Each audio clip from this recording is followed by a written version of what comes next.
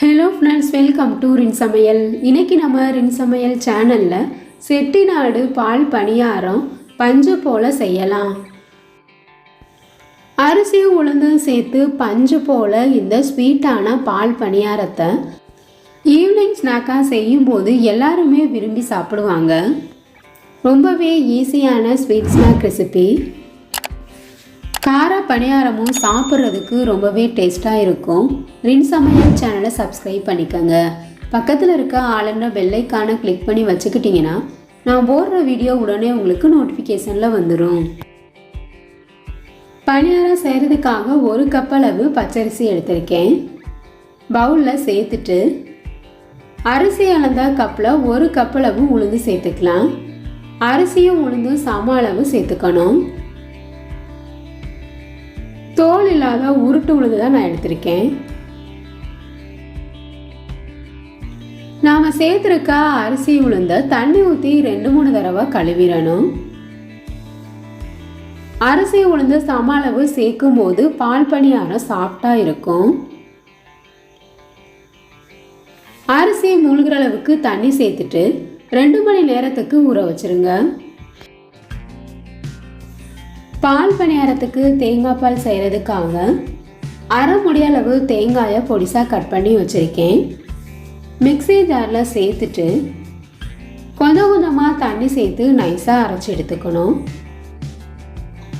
நாம் அரைச்சி வச்சுருக்க தேங்காயை வடிகட்டியில் ஊற்றிட்டு சக்கை இல்லாமல் வடித்து எடுத்துக்கணும். மறுபடியும் இந்த தேங்காயை மிக்ஸி ஜாரில் சேர்த்துட்டு கொஞ்சமாக தண்ணி சேர்த்து நைஸாக அரைச்சிட்டு மறுபடியும் நம்ம பால் எடுத்துக்கலாம். நான் 2 தடவை தேங்காய் பால் எடுத்திருக்கேன். நான் ஒரே மாவில் 2 பணியாரம் செய்ய போகிறேன். பால் பணியாரமும் கார பணியாரமும் செய்ய போகிறேன். நான் செய்ய போகிற பால் பணியாரத்துக்கு அரை மூடி அளவு தேங்காயில் எடுத்த தேங்காய் பால் எனக்கு கரெக்டாக இருந்தது. தேங்காய் பால் நான் ரொம்ப தண்ணியாக எடுக்காமல் மீடியமான அளவில் திக்காக எடுத்திருக்கேன். பணியாரத்தை பொரிச்சிட்டு தேங்காய் பாலை சேர்த்துட்டு ஊற வச்சு சாப்பிடும்போது ரொம்பவே டேஸ்டாக இருக்கும். பால் பணியாரம் செய்கிறதுக்கு தேங்காய் பால் ரெடி ஆயிடுச்சு. வாசனைக்காக ஒரு ஏலக்காயை தட்டிட்டு சேர்த்துருக்கேன். தேவையான அளவு சர்க்கரை சேர்த்துக்கங்க. இப்போ நமக்கு தேங்காய் பால் ரெடி ஆயிடுச்சு. 2 மணி நேரமாக நாம் ஊற வச்சுருந்த அரிசி நல்லா ஊறிடுச்சு. தண்ணி இல்லாமல் வடிச்சு எடுத்துக்கணும். அரிசியை நான் இன்னைக்கு காலையில் தான் ஆட்டி எடுக்க போகிறேன். இதுக்கு பதிலாக மிக்ஸி ஜாரில் சேர்த்துட்டு நைஸாக அரைச்சி எடுத்துக்கலாம். தண்ணி அதிகமாக சேர்க்காம தேவைக்கு தகுந்த மாதிரி கொஞ்சமாக சேர்த்து நைஸாக அரைச்சி எடுத்துக்கோங்க. இந்த மாதிரி குருணைகள் இல்லாமல் நைஸாக அரைச்சி எடுத்துக்கணும். தேவையான அளவு உப்பு சேர்த்துக்கோங்க. நல்லா கலந்து விட்டுறலாம். மாவு கெட்டியாக இருக்கனால கொஞ்சமாக தண்ணி சேர்த்து கலந்து எடுத்துக்கலாம். மாவு கெட்டியாக இருந்ததுன்னா பால் பணியாரம் சுட்டதுக்கு அப்புறமா காடாக இருக்கும். இந்த பதத்துக்கு மாவை கலந்து எடுத்துக்கங்க. மாவை 2 பகுதியாக பிரிச்சுக்கலாம். மாவை கொஞ்சமாக கையில் எடுத்து போடும்போது உருண்டையாக ஈஸியாக கீழே விழுகணும்.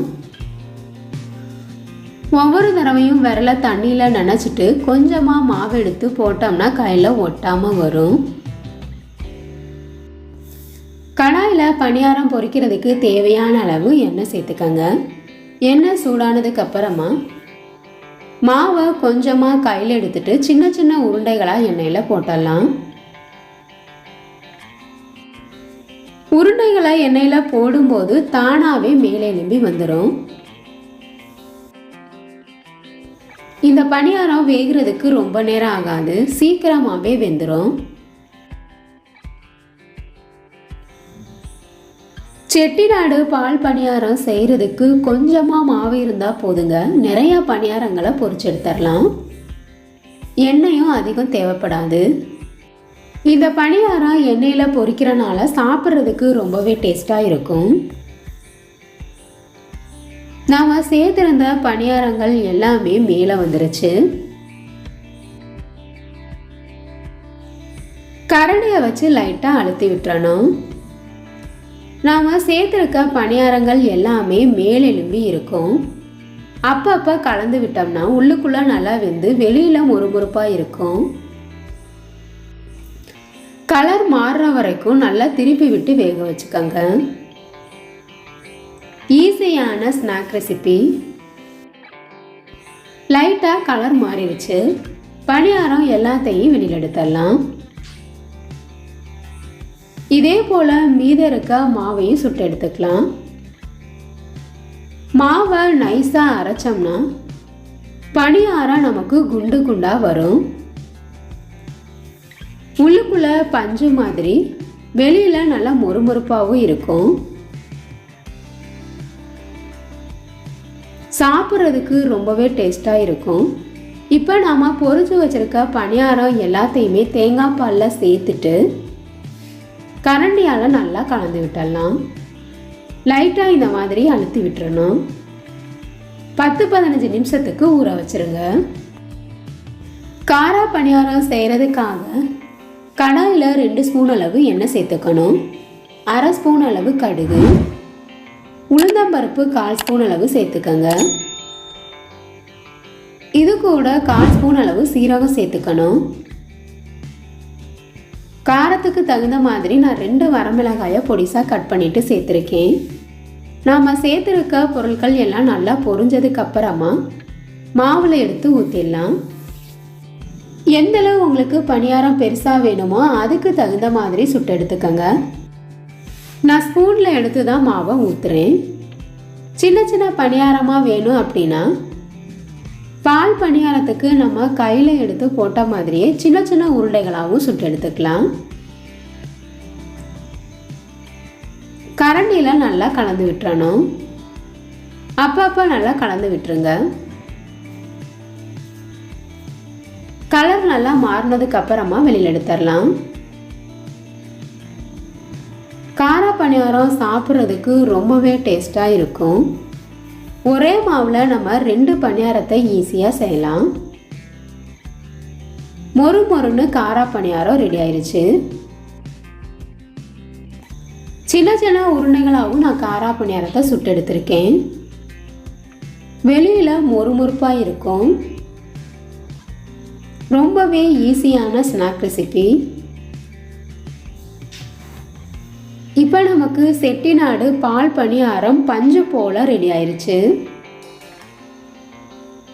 காரா பணியாரம் உங்களுக்கு பிடிச்சிருந்ததுன்னா ரின் சமையல் சேனலை சப்ஸ்கிரைப் பண்ணிக்கோங்க ஃப்ரெண்ட்ஸ்.